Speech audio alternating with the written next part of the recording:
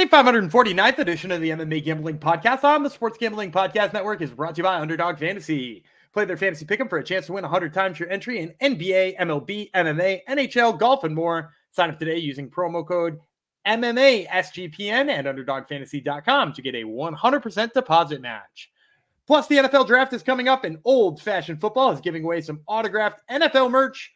Head on over to sportsgamblingpodcast.com/OFF contest to enter today.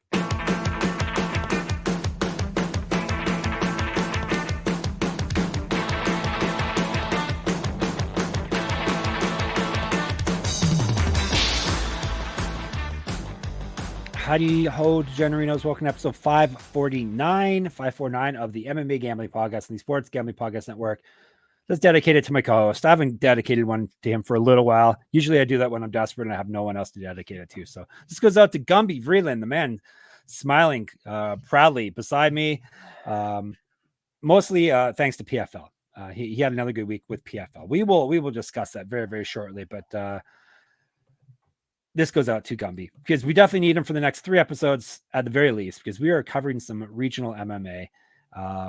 He dives deep into the regional MMA pool, knows about all these promotions. We're going to cover 2 different promotions that we haven't covered before coming up after this one. This one is LFA, one of the kingpins of the regional MMA space. So we got 3 regional episodes coming up for you Sunday, Monday, Tuesday, and then the UFC is back running again this coming weekend. So we got them Wednesday, Thursday. Then we'll be back to our regularly scheduled programming because the UFC does not usually take too many weeks off. So let's jump into all of it after we bring in the man I've spoken of so much. He should be blushing by now. It's Daniel Gumby Vreeland. Hello.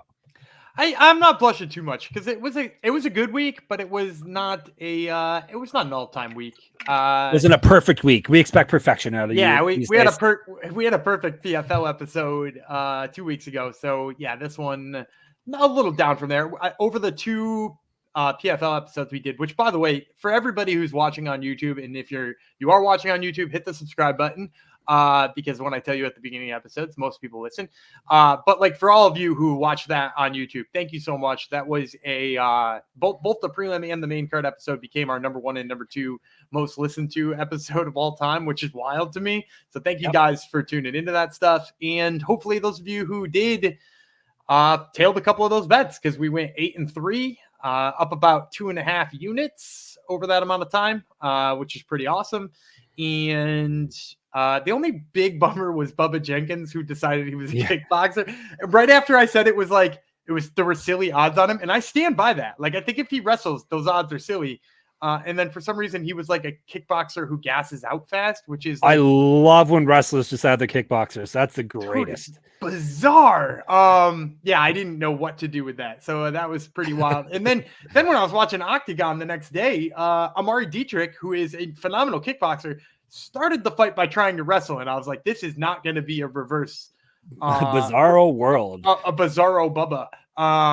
But and then luckily he turned it around and started kickboxing and knocked the guy out pretty quickly. So yeah, we went 8-3 in PFL, up 2.5 units. On both the other promotions we did, Octagon and what did we do? Octagon and Cage Warriors. We went 3-2 in both of those, I believe. 3-2. Yeah, 3-2 in both of those, and down about a half a unit in both of those. So on the weekend, we wound up about 1.5 units, which is brings us to about plus 15 on the year for regional MMA, which is always the goal. Onward and upward. Fantastic. That's what we like to hear. So, because we got some more MMA coming up, regional MMA coming up right now. Of course, Gumby, when you got 3 wrong? I forgot what we did both. We did 2 episodes. So yeah, we did the full fight card.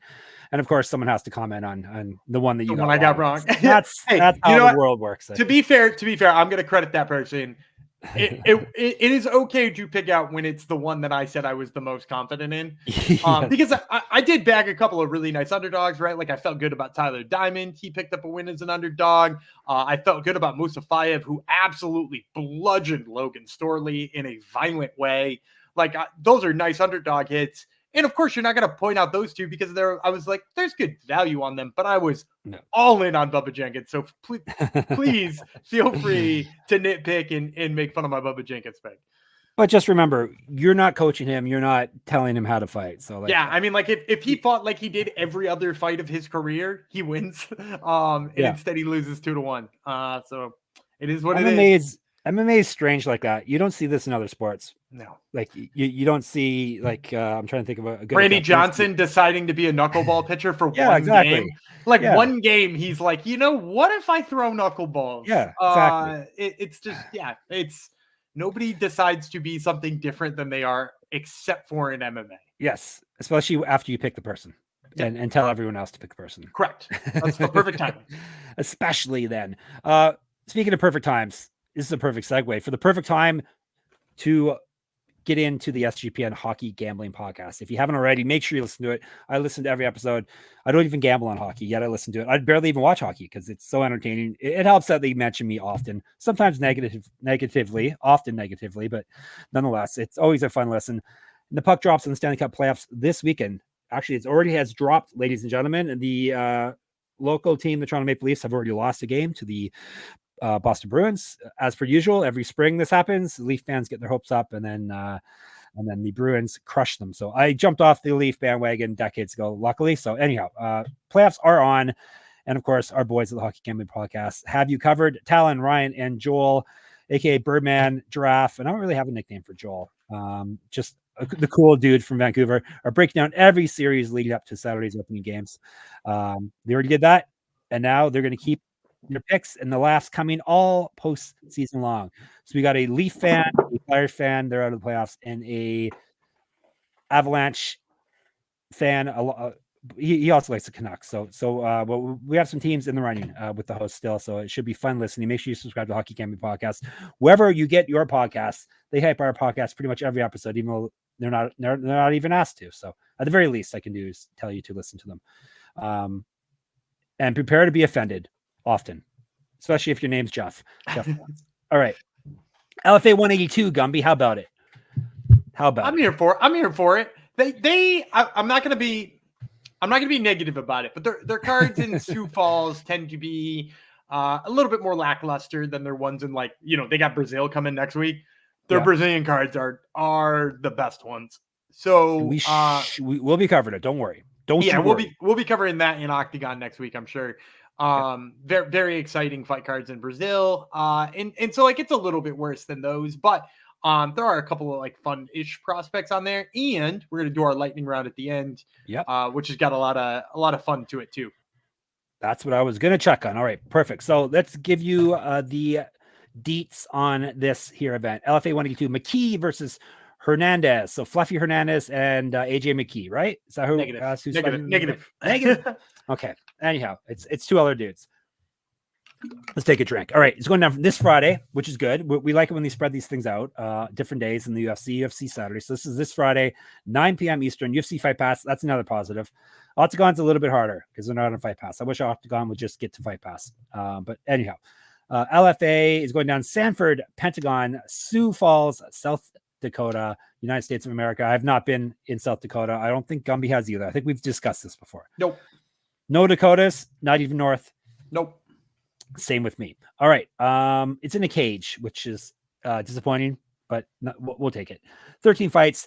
Gumby has hand-picked, hand-curated the 5 fights that he wants to break down in detail, and then we will do lightning round at the end where he will bang out some rapid-fire picks and a brief synopsis, a Twitter-length synopsis, back when Twitter was 140 characters. So let's start off with a fight that you probably are have a fighter in it that you recognize the name of. That would be Darrion Caldwell.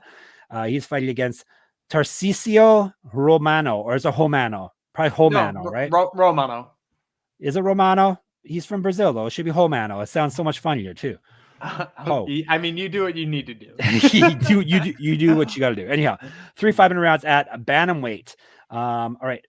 No odds yet for this here fight card. So Gumby will give you a good guesstimate of where he thinks the odds are. And if he winds up being way off, then you can adjust accordingly. Sometimes you can get good value when Gumby is way off. And And obviously we'll be in the Discord discussing the odds once they do come out. sportsgamblingpodcast.com/Discord. So we'll talk about Romano first. 11-5-1, 7 knockouts, 1 submission. He's been knocked out twice, submitted twice. This is his LFA debut. He's won 2 straight fights and 4 out of 5. 2014 pro MMA debut. So he's been around for a decade. 5 years younger than Caldwell. Caldwell, the Wolf, 14-7, 2 knockouts, 5 submissions. He's been knocked out once, submitted 3 times. This is his LFA debut as well.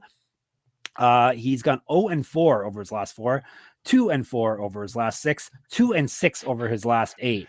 Not so hot. The trajectory is he's kind of doing it backwards. He's already fought in Bellator where he went 11-6 with 1 no contest, and now he's back on the indie scene after this skid that he's currently on.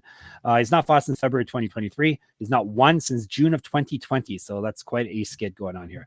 11-6-1 in Bellator, as I said. Used to fight at featherweight. 2012 pro MMA debut, 3 inches taller than Romano. Breaker down. He was a Bellator champ too, right? I'm not mistaken about that. No, he fought maybe interim. I think. I think he was. I mean, maybe I'm wrong. Maybe it was just interim, but I'm almost positive he had a belt. So first of all, Darrion Caldwell is going to come in as a -400, -450 favorite here, just based on that fact alone.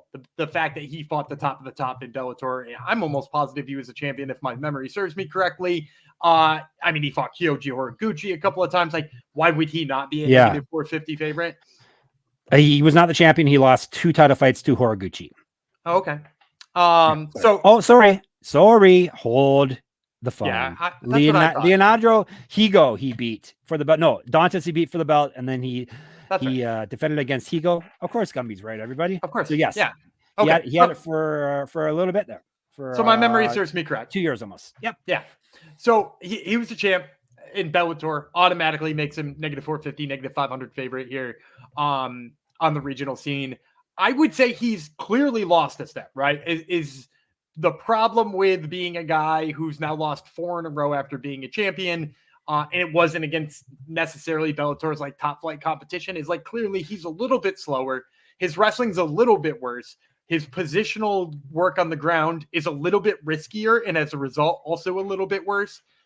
And luckily, I think they're running him against an opponent that I think it just doesn't matter on. Because Romano is the type of guy who just kind of stands in front of people and is there. I don't think his striking is fast enough to actually manipulate Caldwell. And to be honest, I think he's the way he overexerts himself with strikes that are a little bit slow anyway, but like he still like reaches with them too much.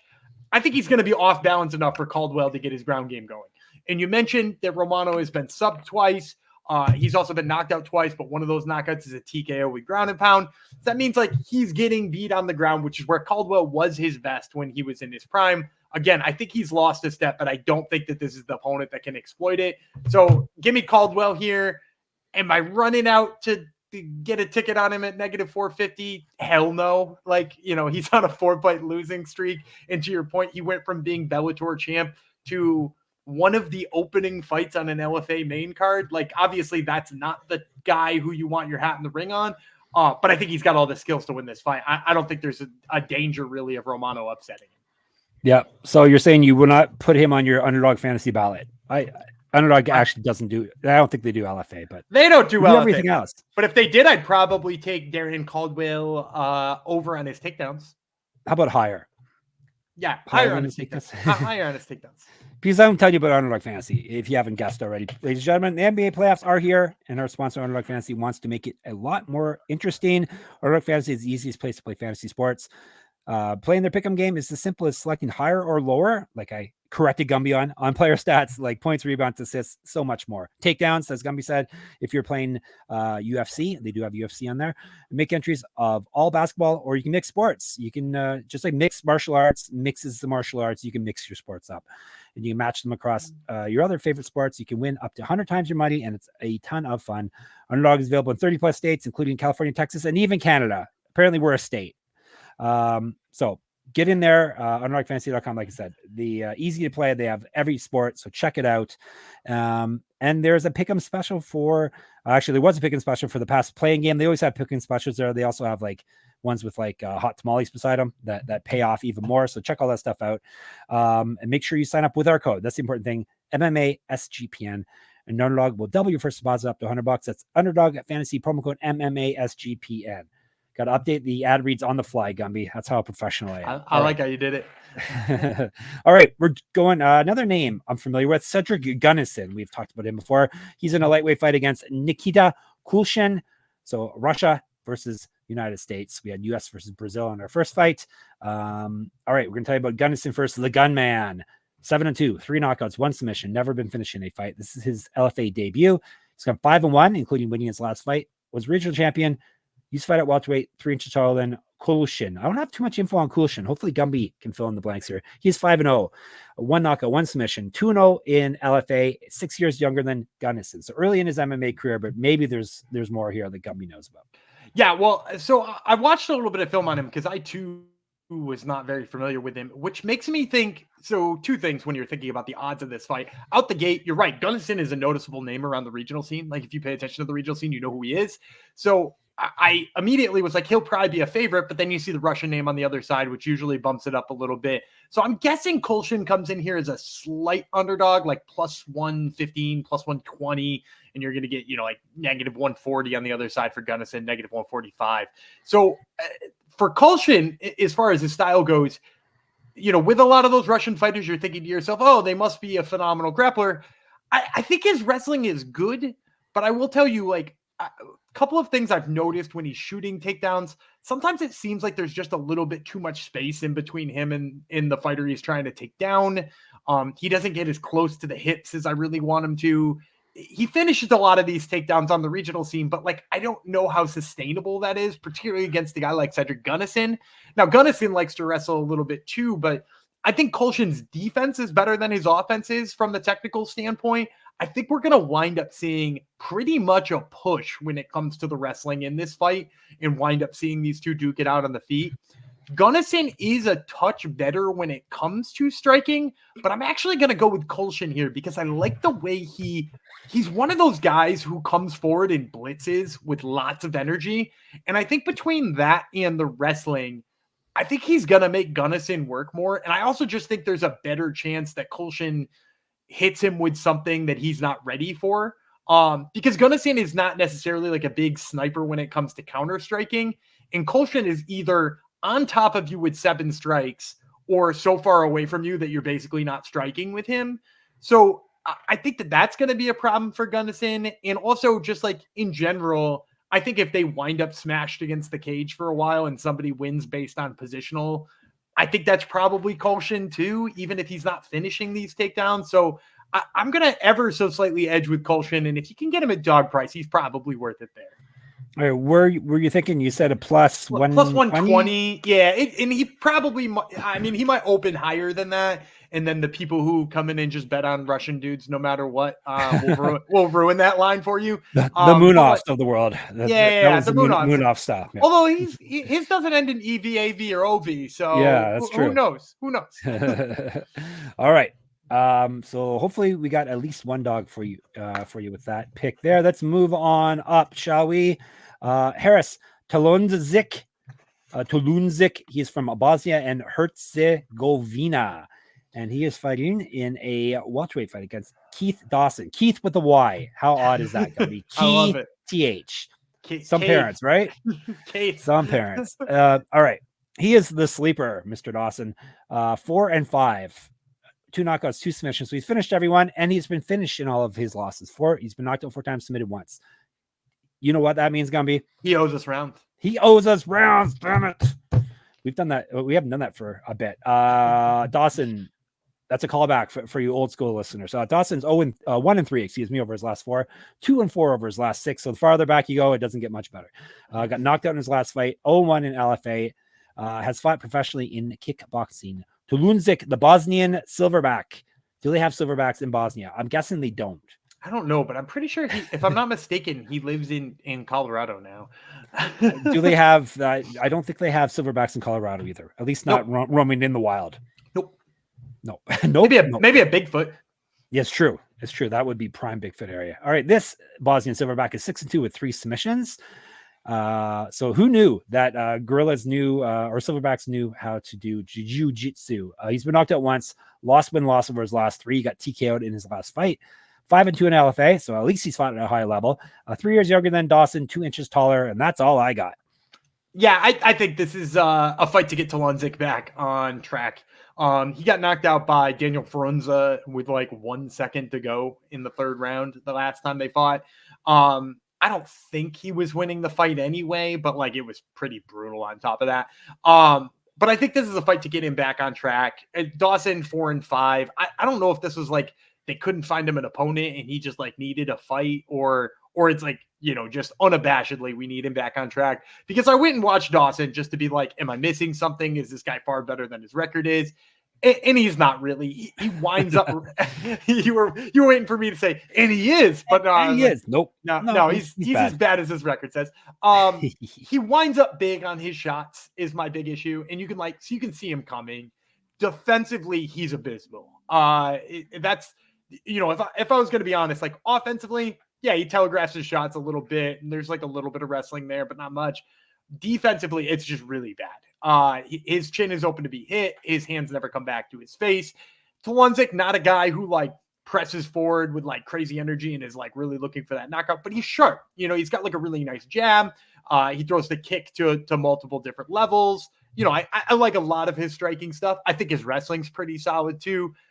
I think if there was somebody who is spectacular in one of those avenues, like, you know, like Frunza with his power, there's reason to pick against Talundžić, who isn't particularly special in any one area, but against a guy who's this weak, I think you go Talundžić. He'll probably be negative 750. Because again, he's a recognizable name, a guy who's been in main events, and he's going to be fighting a guy who's 4-5.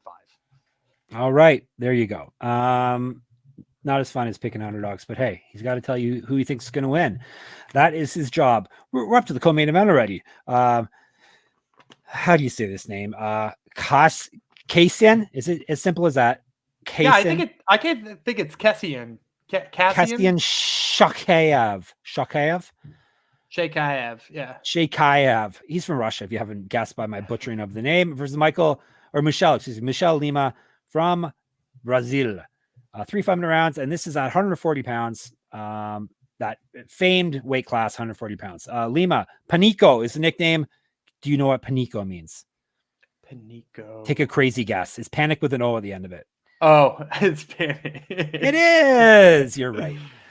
He's 18. I'm assuming his opponent's panic, because that you panicking while you're in a cage probably isn't a good thing. So anyhow, Panico is 18-5, 6 knockouts, 2 submissions. This is his LFA debut.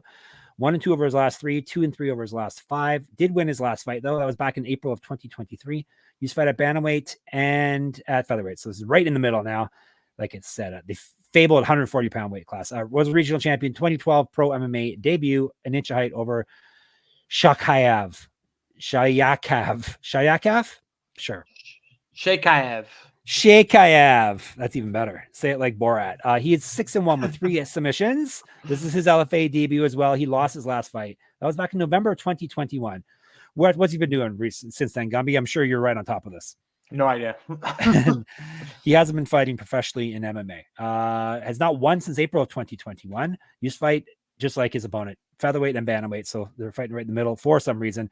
5 years younger than Lima. Actually, I think this may be.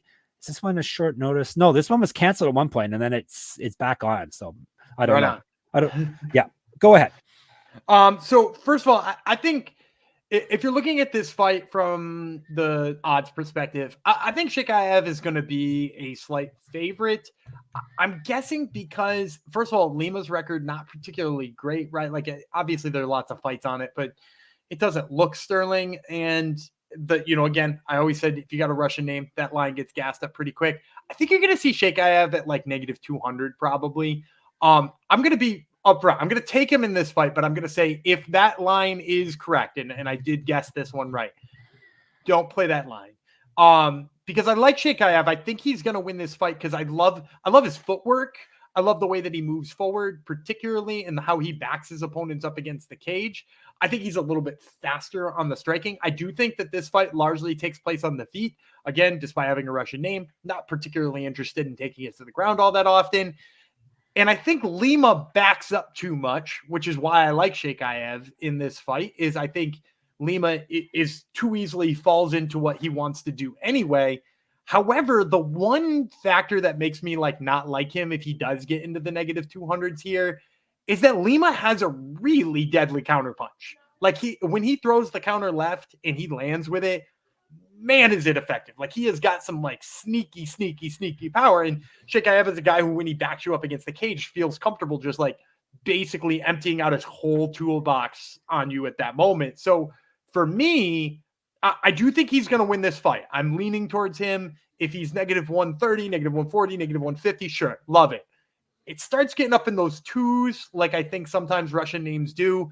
I say stay away from it because you're going to get your heart broken or a parlay broken with a Michel Lima counterpunch. So I'll take Shaykhaev with caution or a low number.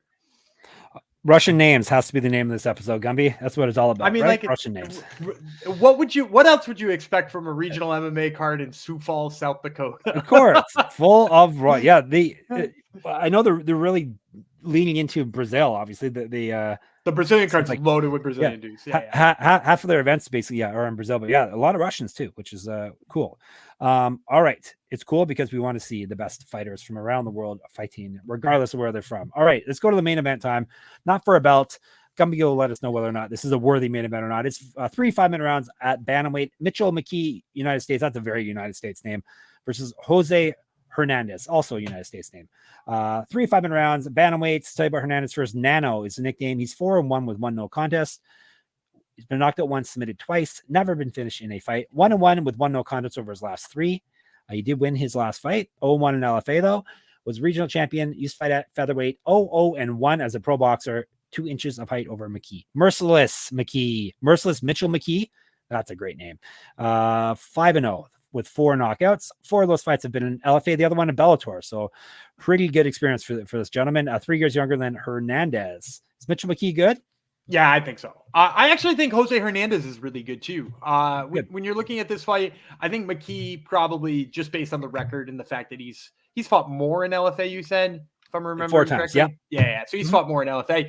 I think he comes out the favorite here. Probably not by a ton though. Like, we're talking negative 155 or something like that. And I like McKee a lot in this fight because, as I said, I like Jose Hernandez. His takedown defense is really good, which you're gonna need against a guy like Michel McKee, who is like a relentless wrestler. Like when he gets you up against the cage, he's gonna go single double, and chain him back and forth until he gets you where he wants you. Hernandez has shown in his last couple of fights that he has the ability to stuff those takedowns. Here's the only problem with that. After he's stuffed those takedowns for 5 minutes, he's done. He's gassed. His last fight, it was a perfect example of that. Like he came out in the second round and his strikes had like 1/8 of the power they had on him in the first round. And Michel McKee, his motor is incredible. He's just got an absolute gas tank that it seems to never empty. So he's going to come with that relentless wrestling in the first round. He's probably going to come with it in the second round, and you're going to see a different version of Jose Hernandez in the second round. The other thing I'll just add in here too is Michel McKee has got a mean overhand right. He's knocked a few people out with it, but even in his last fight, which went to decision, he stumbled and dropped his opponent with that same overhand. So like it is a deadly strike. And you know what? It would not surprise me to see McKee go wrestle heavy in the first round, tire Hernandez completely out, and then that overhand right ends it in the second. So yeah, I like Michel McKee here. If you can get him, anywhere in the 1s for me, I really like. Anywhere in the 2s, maybe, or early 2s, maybe that's a parlay piece. But I like him to win this fight no matter what. And the official line you think is going to be about minus 200? I said negative 155 originally. Okay. I think Hernandez's good record, combined with he's fought some decent opponents too. I think could keep this a little bit closer than some of the other fights. All right, let's recap. You got McKee. You got Shaykhaev. I forgot already how Shaykhaev, which could be wrong for all I know. I don't even know if it's right. Got Panique. No, he doesn't have Panique. I just want to say that. He's got Talundžić. He's got Kulshin. He's got Caldwell. Correct? That's correct. All right. That is that. But we have more picks, ladies, or at least more breakdowns. We have 13 fights on this card overall. We gave you full breakdowns on 5 of them. lightning round time. We need some graphics and we need like thunder sound effects and stuff. But go ahead with your lightning picks. So first of all, I got 3 for you. If these odds come in playable on any of the following 3 fighters, hit them up. I don't think they'll come in playable. Like all of them will probably come in negative 700, 800, but like if any of them come in with a number you're comfortable playing on a money line, and any of these 3 are good. The first one being Cheyenne Bowers is on the prelims. She's fighting a tall grappler. She is, like absolutely incredibly strong for a flyweight. And I think she's just going to absolutely manhandle her opponent. You got Michael Blockus, who was a wrestler, a flyweight, featherweight wrestler at University of Minnesota. His wrestling is really good. He's one of those prospects that LFA has kind of got circled, and I think you're just going to see him roll really easily in this fight. The other one is Maya, which if you look at his name, it's spelled with commas. It's M,A,YAH. Oh, you should have made me say that name. That would have been fun. Yeah, there's commas in his name. Wait a minute. Well, yeah, that's weird. And I know that on your show. I know that it's on purpose too, because on Instagram his name is Commas MMA, which is fantastic. But he's as far as like middleweight prospects go, he's about as good as they come. Like really quick hands, like good wrestling, super fast, super athletic. So at like only 2-0, clearly he's the one to keep an eye on. So if any of those 3 people come in with like decent odds, play them. And then the other one I'll throw out there that I think is actually going to be a big dog is Katarina Legoretta. Hopefully I'm saying that right. Katarina Legoretta. She's going to be fighting, was it Kendra McIntyre, who is coming off of being on Invicta. And I think the Invicta fighter usually comes in as the favorite. So I think you'll see Legoretta come in as a pretty sizable dog. And let me tell you something. I really like her pressure up against the cage. She comes from a kickboxing background, and when she starts landing, she just doesn't stop landing until her opponent drops. It's very entertaining. And also, like, she has the ability to just like pressure you and hold you against the cage and throw knees to the midsection until she's ready to back away and light you up again. So I really like Legoretta. So if she comes in, like I said, I think she'll be a dog. She's a fun dog to play. And any of those 3 others, if they show up, with a respectable, meaningful line, hit them up too. There you go. What happened to Invicta, by the way? It's been a long time. Yeah, they run in shows a little bit less frequently. It kind of bums me out. Yeah, it used to be monthly, and then it became like seasonally. It seemed like once every quarter or whatever. And now it seems like it's been forever, which sucks. Yeah. When was the Danny McCormick fight? Man. Was that Danny McCormick fight was in like January or something? And I think that was the last card they had. Maybe I'm wrong, but it's been a minute. We need content, damn it. Anyhow, don't worry. We got you covered tomorrow too. We're going to cover more. Oh, I know. I was going to ask you one last thing about LFA. Who are we going to see in the UFC? Okay, get out your crystal ball down the road. It could be, within this year. It could be, years from now. Do you see any future UFC fighters fighting on this card? Mitchell McKee.